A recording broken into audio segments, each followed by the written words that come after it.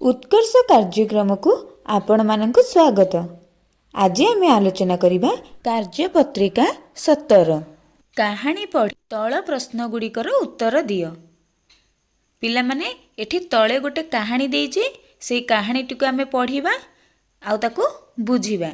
से कहानी को आधार करके किछि प्रश्न देइचे, से प्रश्नर उत्तर आमे लेखिबा। ठीक अछि, ताहले डेरी न करके कहानीटी पढ़िबा।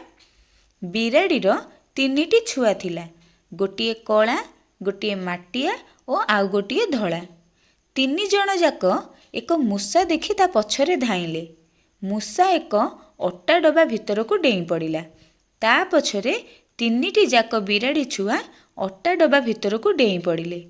मूसा डेई पलाई गला। बिराड़ी छुआ मन दुखरे बाहर को आसिले। तीन जण जाक धला रंगर होई गले।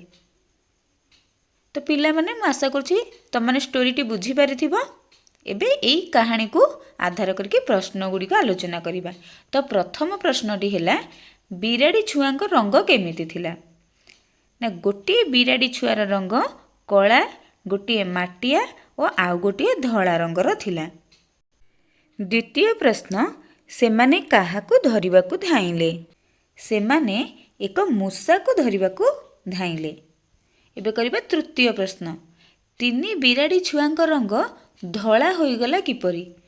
ये जो तीन बिराड़ी छुआ तांकर तो भिन्न भिन्न रंग थिला, हठात धला रंग किपरि होईगला?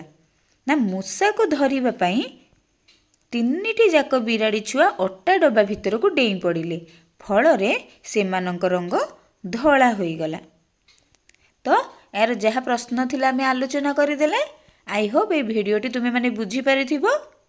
जदि भल लागिथिबो भिडियोटी देन लाइक, शेयर एंड सब्सक्राइब।